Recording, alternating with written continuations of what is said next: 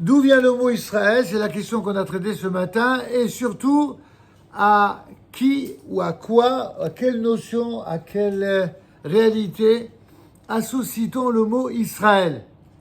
Le mot Israël, on l'entend et on le voit notamment pour la première fois dans la Torah, lorsque Jacob va être en lutte avec un ange durant toute la nuit et que, à la suite de cette lutte, Jacob va avoir la hanche qui sera luxée, qui sera blessée, et l'ange va vouloir partir. Parce que la durée de vie d'un ange, c'est durant sa mission.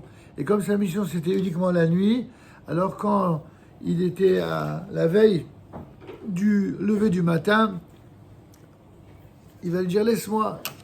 Et Jacob va lui répondre « Je ne te laisserai pas partir tant que tu ne m'auras pas béni ». Étrange réaction. Alors qu'est-ce que va lui dire l'ange?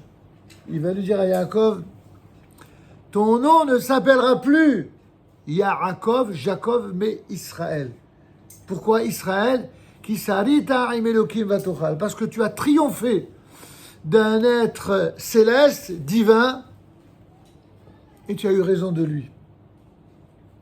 De là, on a le secret de ce que signifie appartenir au peuple d'Israël. Un peuple qui doit redouter d'avoir à surmonter toutes les épreuves, des combats avec absolument toutes les forces possibles, imaginables, y compris des forces qui viennent du ciel. Et c'est marche ou crève.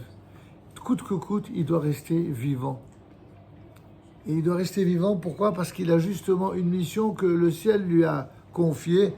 C'est une mission de construction et une mission de bénédiction. Et pour cela, eh bien, Dieu va associer Israël à tout ce qui permet au monde d'exister et de subsister. Quelles sont les notions auxquelles on associe Israël? Il y a d'abord le Dieu d'Israël, ensuite il y a la Torah d'Israël, ensuite il y a la terre d'Israël, et enfin le peuple d'Israël. Toutes ces notions sont évidemment inséparables de la notion d'Israël.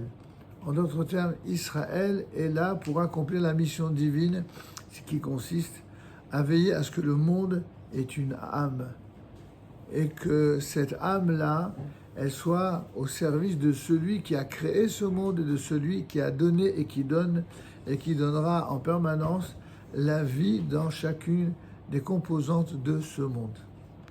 Voilà, bonne semaine.